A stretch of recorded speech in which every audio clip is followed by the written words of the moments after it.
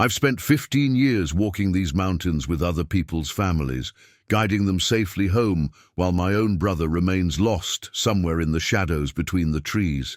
Every trail I've mapped, every ridge I've crossed, I've searched for him. Not officially, not openly, but with the desperate attention of someone who knows guilt never sleeps. The Pacific Northwest forest has become both my church and my purgatory, a vast temple of moss and mist where I perform penance with every footstep. They say I'm the best tracker in 3 counties, but the truth is, I'm just a man who refuses to stop looking. His name was Michael, and he vanished on a solo hiking trip the autumn he turned 23. Swallowed by wilderness so dense the search teams found nothing. No tent, no pack, not even a footprint to follow into the dark. I was supposed to go with him that weekend, but I chose a girl and a party instead, a decision that carved itself into my chest, like a scar that never quite heals. The official search lasted 2 weeks before. The forest claimed him as another statistic, another cautionary tale told around campfires, but I never stopped searching. I learned these woods with the obsession of someone reading scripture, memorizing every creek and canyon, every hidden valley the maps forgot to mention. I trained myself to see what others miss, the bent branch, the disturbed soil, the spaces where something moved through the world and left only whispers. This is the story of what I finally found. The Elk's blood trail led me deeper than I'd ever traveled, into a fold of the mountains that seemed to resist discovery. The GPS signal flickered and died. My compass spun lazily without conviction, and the quality of light changed in ways that had nothing to do with the position of the sun. I pushed through a curtain of ancient hemlock and found myself descending into a valley that shouldn't exist.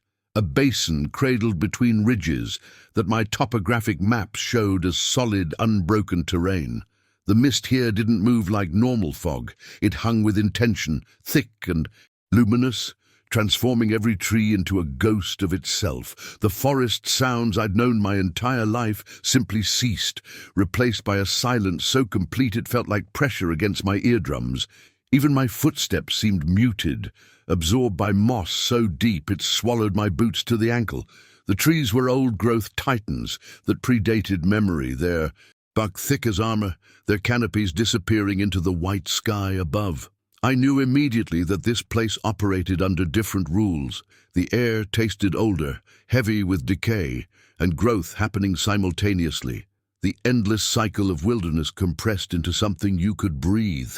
My chest tightened with a feeling I couldn't name, not quite fear, but its ancient cousin, the thing our ancestors felt when they understood they'd crossed into sacred ground. Every instinct screamed that I'd found something deliberately hidden, a sanctuary the forest had protected for longer than humans had been naming things. I found the clearing just as the afternoon light turned amber through the mist. It was a perfect circle, maybe 40 feet across, the earth bare and packed hard as stone, and what I saw there stopped my breath completely. Belongings, dozens of them, arranged in concentric rings around a cedar so massive 3 men couldn't encircle it. Hiking boots placed toe outward like compass points, backpacks positioned upright, still holding their shape. Watches, wallets, a child's stuffed bear, all set down with deliberate care.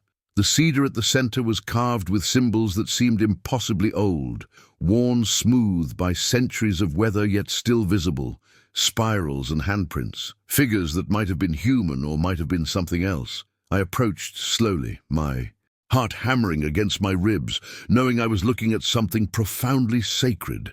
These weren't discarded things or random debris. Someone, something, had gathered these objects and arranged them with ceremonial precision, each item honored and preserved. My hands trembled as I knelt to examine a hiking boot, recognizing the brand my brother used to wear. The leather was weathered but intact, protected somehow from the rot that should have claimed it years ago.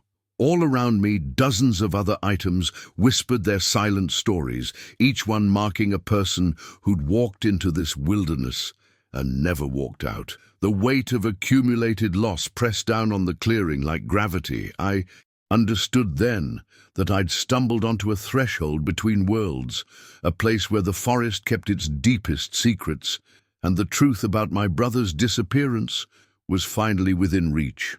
I made camp at the clearing's edge, as darkness pooled between the trees, unable to leave this sacred place.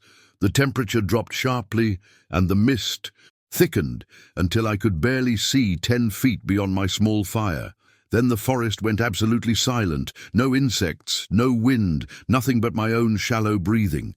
I felt its presence before I saw it, a displacement of air so profound, my primitive brain screamed danger. It emerged from the darkness like something carved from the mountain itself, 9 feet of muscle and shadow moving with impossible fluidity. The Sasquatch paused at the clearing's edge, and in the firelight I saw intelligence burning in those deep-set eyes. Not animal cunning, but profound awareness. It regarded me for a long moment, and I felt measured, assessed, somehow understood. Then it simply turned away and began, gathering the items with hands both massive and impossibly gentle. I watched, frozen, as it lifted each object with ceremonial slowness, cradling a child's shoe against its chest before placing it carefully in a leather satchel slung across its shoulder. The reverence in every movement spoke louder than words. This was no mindless beast, but a keeper of rituals older than memory. Tears blurred my vision as understanding crashed over me. These weren't trophies or curiosities, they were the beloved dead, and this creature was their guardian. When it finally disappeared into the darkness, I knew with absolute certainty I had to follow, because somewhere in that collection of honored souls was my brother, and this being knew exactly where he rested. I followed its trail for 2 days through terrain that defied logic, where ancient trees grew in spiral patterns and streams flowed uphill through moss-covered stone. My supplies dwindled, my rational mind fractured with each impossible sight, but the need to find my brother pulled me forward like a man possessed. The forest grew denser, older, until sunlight became memory and the air itself felt heavy with centuries of secrets. Then I heard them. Low, resonant calls that vibrated through my chest and made my teeth ache. I crept to the ridge's edge and looked down into a hidden grove where 7 Sasquatch moved in synchronized circles around massive burial trees. They swayed and vocalized in patterns that felt like language, like prayer, like grief transformed into ceremony. The largest creature I'd followed stood at the center, leading what I suddenly understood was a funeral rite. My breath caught as one approached a hollowed cedar and carefully placed a hiker's pack. Inside, covering it with river stones and wildflowers, another wept, actually wept, pressing its forehead against a tree while making sounds so mournful I felt my own tears fall. These weren't monsters. They were mourners, performing rituals with more dignity than most human funerals I'd attended. I should have felt fear watching these legendary beings, but instead I felt shame. We'd called them beasts, monsters, myths to frighten children, yet here they stood, honoring our dead with more compassion than we'd ever shown them, guardians of the forgotten in a sanctuary we'd never earned. I remained frozen on that ridge for hours, watching the ritual unfold with increasing reverence and horror at my own species' blindness. Each Sasquatch took turns approaching different burial trees, touching them with open palms while producing harmonics that seemed to resonate through the earth itself. They moved between the hollowed trunks like monks in a cathedral, and I realized this wasn't a single ceremony, but ongoing maintenance of a sacred site that had existed for generations, perhaps centuries. How many lost hikers, vanished hunters, forgotten wanderers rested here in this impossible grove? The largest one retrieved something from beneath a moss-covered stone, a child's tiny sneaker, faded and worn. It held the shoe against its chest and released a sound so devastatingly tender that I had to grip the ridge's edge to keep from collapsing. Another approached with what looked like flowers woven through an old woman's scarf, placing it gently into a tree hollow already adorned with river-smoothed stones. These weren't random acts, but specific remembrances, each belonging connected to a soul they'd found, honored, and laid to rest. Then I noticed the carvings on the burial trees themselves, symbols weathered by time but deliberately maintained, refreshed by careful hands, spirals for cycles of life, handprints for connection, circles within circles for eternity. This wasn't primitive superstition, but sophisticated theology, a belief system that recognized death as sacred transition rather than tragic end. My anthropology degree felt like a child's toy compared to the profound wisdom displayed before me. The ceremony reached its crescendo as all 7 Sasquatch vocalized together, creating harmonics that made the mist itself shimmer and dance with light. The harmonics faded into silence, and in that breathless moment, the largest Sasquatch's head turned directly toward my hiding place. My blood turned to ice as those dark, ancient eyes locked onto mine across the distance, seeing through foliage and shadow as if they were glass. I'd been discovered. Every survival instinct screamed to run, but my body refused to obey, paralyzed by the weight of that gaze that seemed to pierce straight into my guilt-ravaged soul. The creature rose to its full height, easily 9 feet, and began moving toward the ridge with deliberate, unhurried steps that somehow communicated this had been anticipated all along. The other Sasquatch didn't react with alarm or aggression, but simply watched, waiting as if my presence was part of some larger pattern they understood, and I didn't. My heart hammered so violently I thought it might burst as the massive figure ascended the slope, each footfall silent despite its tremendous size. It stopped 3 feet away, close enough that I could smell earth and cedar and something else, something almost like incense. Rather than the rage or territorial violence I expected, its expression held what I can only describe as profound sadness, mixed with recognition, as if it had been waiting 15 years for this exact encounter. It extended one enormous hand, not in threat, but in unmistakable invitation.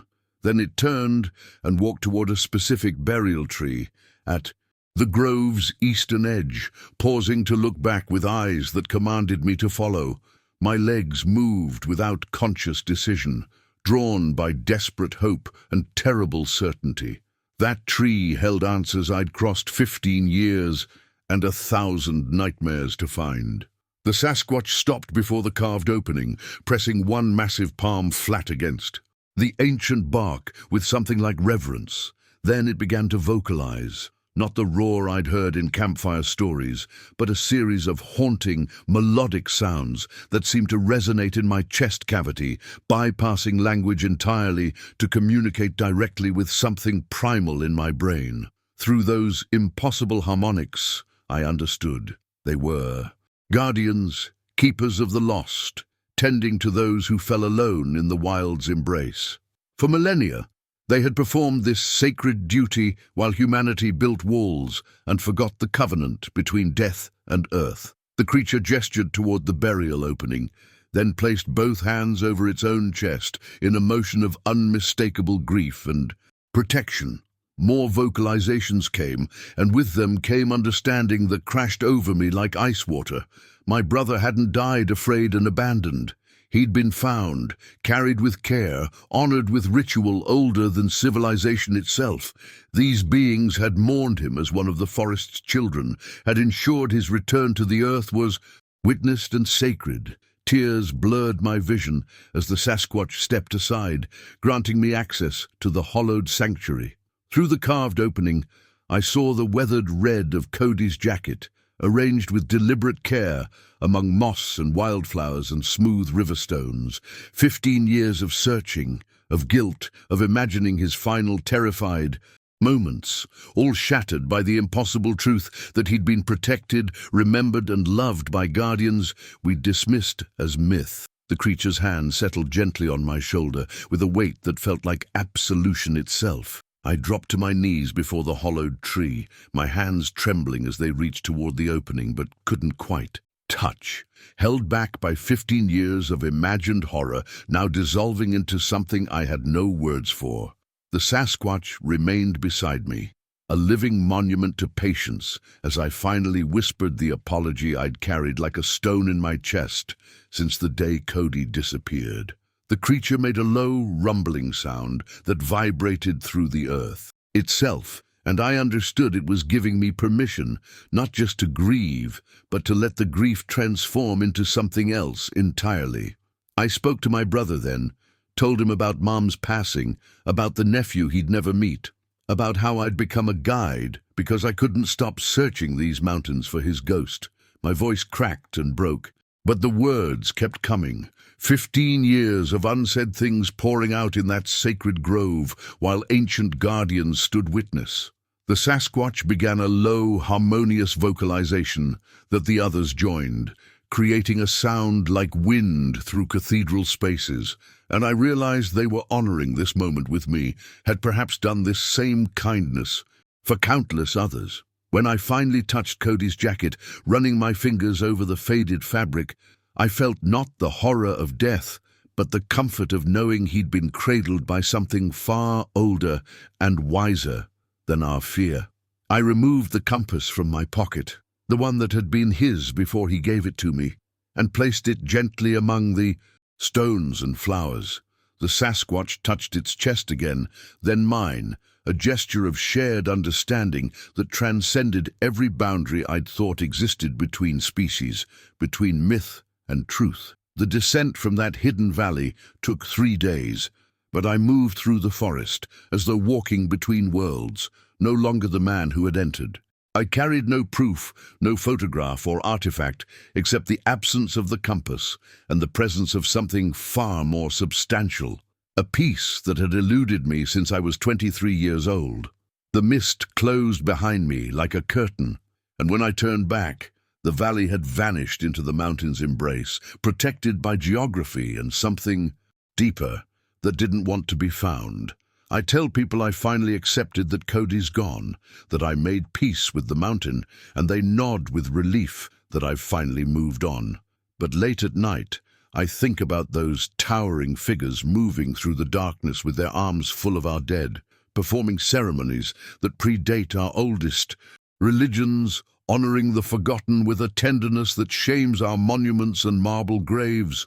I guide clients past valleys I now recognize as thresholds, see signs I once dismissed as animal markings, and carry the weight of knowing the wilderness is not indifferent but attended by guardians we've relegated to myth.